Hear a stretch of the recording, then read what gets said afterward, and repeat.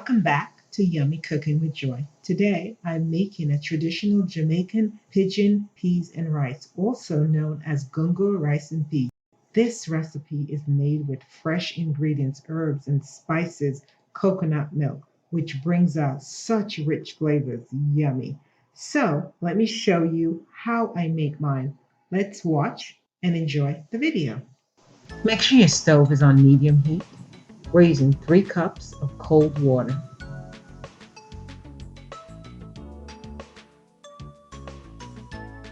1 cup of pigeon peas, also known as Gunguh peas.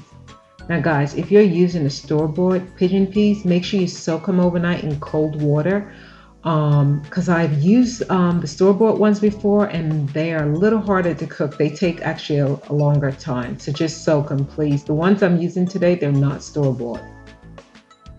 And I'm going to just let that cook down for half an hour. Coconut milk. If you have fresh coconut milk, that's even better. I didn't have any today, so I'm using the can. And that works just as well. I'm only using half a cup because I'm not making a lot of rice. And I'm going to let that cook down for another half an hour.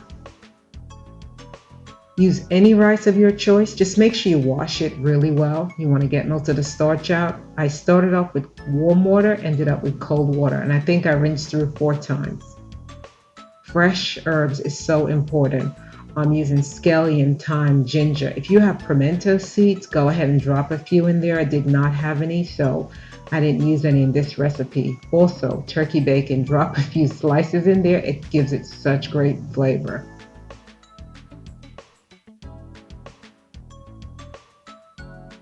And I don't need any more seasoning or seasoning salt in this, but if you need, go ahead and add, because I already added a teaspoon with my peas.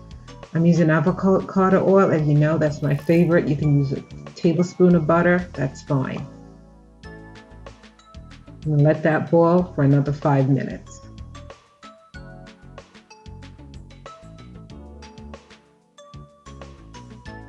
And you want to go ahead and add in your rice and let that cook down for another 10 minutes.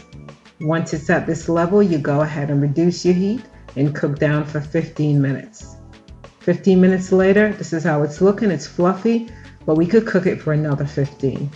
And you can take out your thyme, your scallion, any of the things you have in there. You can take them out, you can leave them in, that's fine.